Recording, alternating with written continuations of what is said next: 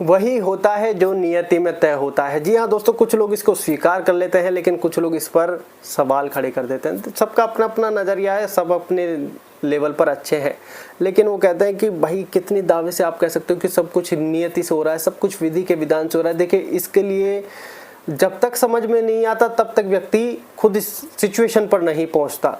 कोई व्यक्ति आपको समझाए तो भी आपके कहीं की समझ में नहीं आएगा, सारी चीज़ें ऊपर से निकल जाएगी बाउंसर से। जी हाँ दोस्तों, कि ऐसे ही कुछ कमेंट्स हमारे पास भी आते हैं, जैसे कि ये बात पर आप कितना दावा, कितने यकीन के साथ, या फिर कोई सच्चा ठोस। देखिए, प्रारब्ध अब हर व्यक्ति जानता है, क्योंकि डाउनफॉल इतने व्यक्ति के जीवन में बढ़ गए, सडन, मतलब अचानक से डाउनफॉल। व्यक्ति की लाइफ जब तक व्यक्ति के लिए समझ में नहीं आती, जब तक व्यक्ति के साथ खुद के साथ नहीं बीतती। हर व्यक्ति जानता है कि जो जिसके साथ बीतता है वही जानता है।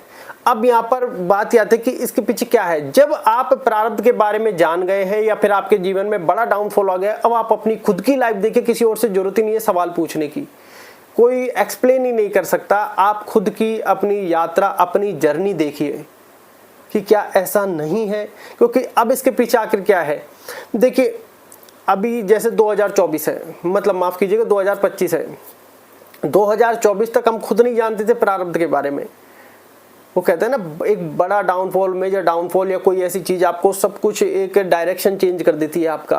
क्योंकि हमको खुद को ऐसा फील होता था लगभग 2023 तक की सब कुछ हम कर रहे हैं यार, ये हो गया, ये बिजनेस हो गया, ये थॉट्स हो गए, ये हमने ये डिसीजन लिया यार, हमने तेरे लिए ये किया, हमने तेरे लिए किया यार, ये मित्र यार दोस्त छूट कर क्यों चल जाते हैं, बुरे समय में ये साथ क्यों नहीं दे रहा है यार, ये ऐसा है, ये वैसा है, ये फलाना, ये ढिमका है।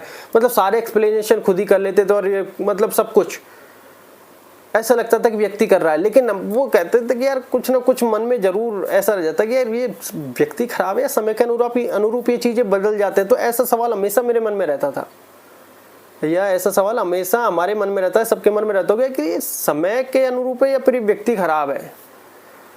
तो सोचने वाली बात ये थी, उस समय तो समझ में नहीं आता, लेकिन आज ये समझ में आता है कि संघर्ष में आप हमेशा अकेले ही रहेंगे, चाहे कोई भी हो सकता है घर वाले भी अब आपका साथ ना दे, कि आपकी यात्रा स्वयं की है।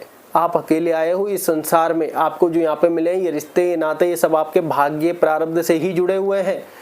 आप सोच रहे हैं आपकी पूरी लाइफ डिस्ट्रॉय हो जाए और कोई आपका साथ दे दे, नहीं होगा। फिर आप सोचेंगे यार कैसी फैमिली है, मैंने जीवन पर्यंत इनके लिए सब कुछ किया, ये कैसे लोग मेरी लाइफ में निकले हैं। नहीं, ये आपका भाग्य प्रारब्ध है, यहाँ पर आपके लिए कष्ट और दुख लिखा है। किसी के बारे में क्या ही गलत कहना, ये बात आप ध्यान रखें। जब 2024 तक कहेंगे 23 तक हमें भी नहीं पता था, 24 में भी नहीं पता था, 24 में मेडिटेशन हमको मिला, 25 में प्रारब्ध हमको मिला, तब हमने हमारी लाइफ का, वो कहते हैं ना कि जैसे टीवी में पहले चैनल आते थे, जब हमने कहीं कि एकांत में सोचना चालू किया कि यार प्रारब्ध मिला है, अब ये प्रारब्ध क्या कैसे, क्योंकि प्रारब्ध एक देख कर पढ़ने में एक अलग फील होता है, लेकिन जब हम खुद की पर्सनल लाइफ से उसको रिलेट करते हैं तो एक अलग फील आता है कि यार हमारी लाइफ में क्या क्या ऐसा हुआ है, क्या क्या प्रारब्ध है।